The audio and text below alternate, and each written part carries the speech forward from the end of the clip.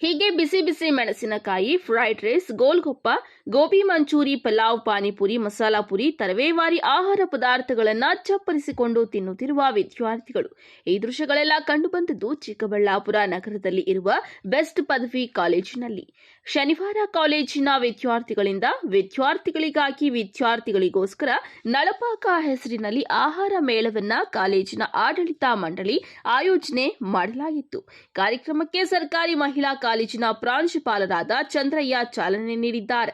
ವ್ಯವಹಾರ ಜ್ಞಾನದ ಜೊತೆಗೆ ಭಾರತೀಯ ಅಡುಗೆ ವಿಶೇಷತೆಗಳನ್ನು ಮಕ್ಕಳಿಗೆ ಕಲಿಸುವ ಉದ್ದೇಶದಿಂದ ಬೆಸ್ಟ್ ಡಿಗ್ರಿ ಕಾಲೇಜು ಆವರಣದಲ್ಲಿ ವಿದ್ಯಾರ್ಥಿಗಳೇ ಬಾಣಸಿಗರಾಗಿ ಆಹಾರ ಪದಾರ್ಥಗಳನ್ನು ತಯಾರಿಸಿ ಕಡಿಮೆ ಬೆಲೆಗೆ ವಿದ್ಯಾರ್ಥಿಗಳಿಗೆ ಮಾರಾಟ ಮಾಡಿ ಆರ್ಥಿಕ ಲಾಭ ಹೇಗೆ ಗಳಿಸುವುದು ಎಂಬ ಉದ್ದೇಶಕ್ಕೆ ಕಾಲೇಜಿನ ಆಡಳಿತ ಮಂಡಳಿ ಆಹಾರ ಮೇಳವನ್ನು ಆಯೋಜನೆ ಮಾಡಲಾಗಿತ್ತು.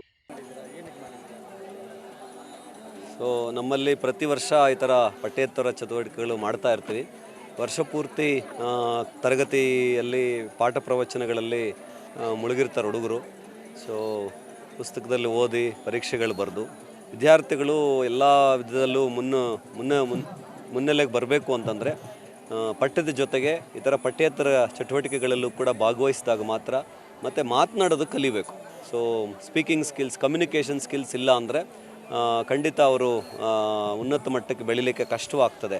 ಅದಕ್ಕಾಗಿ ಪಠ್ಯದ ಜೊತೆಗೆ ಕೆಲವೊಂದು ಪಠ್ಯೇತರ ಚಟುವಟಿಕೆಗಳಲ್ಲಿ ಮುಖ್ಯವಾಗಿ ನಾವು ಪ್ರತಿ ವರ್ಷ ಒಂದು ಎತ್ತಿಗ್ನೆ ಅಂತ ಮಾಡ್ತೀವಿ, ಈ ಥರ ಆಹಾರ ಮೇಳ ಅಂತ ಮಾಡ್ತೀವಿ. ಈ ಆಹಾರ ಮೇಳದಲ್ಲಿ ಸುಮಾರು ಒಂದು 20ಕ್ಕೂ ಹೆಚ್ಚು ಸ್ಟಾಲ್ಗಳು ಹಾಕ್ಕೊಂಡಿದ್ದಾರೆ ಹುಡುಗರು. ಪ್ರತಿ ಸ್ಟಾಲಲ್ಲೂ ಅದರದ್ದೇ ಆದಂಥ ವಿವಿಧ ರೀತಿಯ ಆಹಾರ ಪದಾರ್ಥಗಳನ್ನ ತಯಾರು ಮಾಡಿ, ಒಳ್ಳೆಯ ರುಚಿಕರವಾದಂಥ ಆಹಾರ ಪದಾರ್ಥ ತಯಾರು ಮಾಡಿ ಅದನ್ನು ಮಾರಾಟ ಮಾಡುವ ಮೂಲಕ ವ್ಯವಹಾರ ಶೈಲಿಯನ್ನು ಕೂಡ ಕಲಿಯೋಕ್ಕೆ ಇದೊಂದು ವೇದಿಕೆ ಆಗಿದೆ ಅವರಿಗೆ. ಸೊ ಮುಂದಿನ ದಿನಗಳಲ್ಲಿ ಇದು ಖಂಡಿತ ಅವರಿಗೆ ಉದ್ಯೋಗ ಬಯಸಿ ಹೋಗೋಂಥ ಸಂದರ್ಭದಲ್ಲಿ ಈ ಸ್ಕಿಲ್ಸ್ ಎಲ್ಲ ಕೂಡ ಅವ್ರಿಗೆ ಉಪಯೋಗಕ್ಕೆ ಬರ್ತವೆ. ಸೊ ಮಾರ್ಕ್ಸು ಮತ್ತು ಡಿಗ್ರಿ ಅವೆಲ್ಲ ಬರೀ ಉದ್ಯೋಗಕ್ಕೆ ಹೋಗೋವರೆಗೂ ಉಪಯೋಗಕ್ಕೆ ಬರ್ತವೆ. ಬಟ್ ಉದ್ಯೋಗ ಸಿಕ್ಕಿದ ಮೇಲೆ ತಮ್ಮ ಕಮ್ಯುನಿಕೇಷನ್ ಸ್ಕಿಲ್ಸ್ ಮೂಲಕ ಅವರವರ ಉದ್ಯೋಗ ಸ್ಥಾನದಲ್ಲಿ ಉನ್ನತ ಮಟ್ಟಕ್ಕೆ ಏಳಿಗೆ ಆಗಬೇಕು ಅಂತಂದರೆ ಇವೆಲ್ಲ ಕ್ರಮಗಳು ತೆಗೆದುಕೋಬೇಕಾಗ್ತದೆ. ಆ ನಿಟ್ಟಿನಲ್ಲಿ ನಾವು ಇವತ್ತು ಆಹಾರ ಮೇಳ ಆಯೋಜಿಸಿದ್ದೀವಿ. ಅದ್ಭುತವಾಗಿ ಮಕ್ಕಳೆಲ್ಲ ಭಾಗವಹಿಸಿದ್ದಾರೆ ಅದರಲ್ಲಿ. ಮತ್ತು ವಿವಿಧ ಕಾಲೇಜಿಂದ ವಿದ್ಯಾರ್ಥಿಗಳು ಕೂಡ ಬಂದು ಆಹಾರ ಮೇಳದಲ್ಲಿ ಪಾಲ್ಗೊಳ್ಳುವ ಮೂಲಕ ಈ ಕಾರ್ಯಕ್ರಮವನ್ನು ಅತ್ಯಂತ ಯಶಸ್ವಿಯಾಗಿ ಮಾಡುತ್ತಿದ್ದಾರೆ.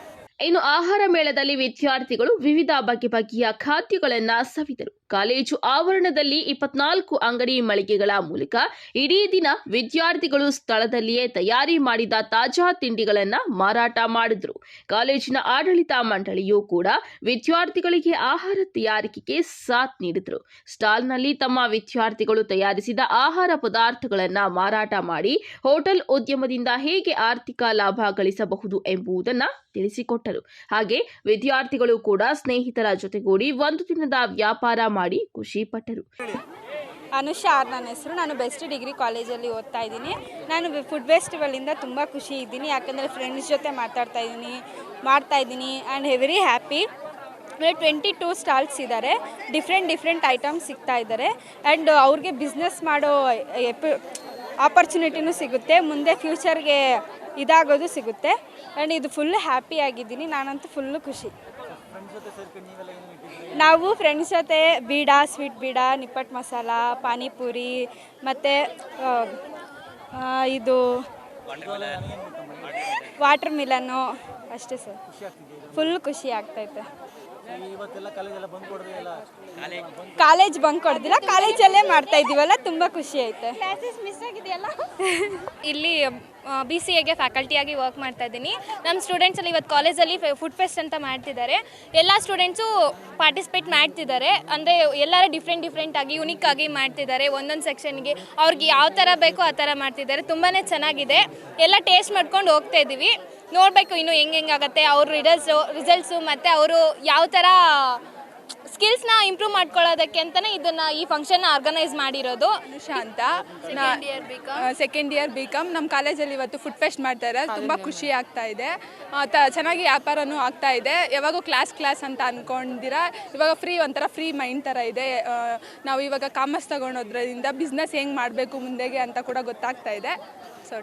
ಇನ್ನು ವಿದ್ಯಾರ್ಥಿಗಳು ವಿಶೇಷ ಖಾದ್ಯಗಳನ್ನು ತಯಾರಿಸಲು ಶಿಕ್ಷಕರ ಸಹಭಾಗಿತ್ವ ಎದ್ದು ಕಾಣುತ್ತಿತ್ತು.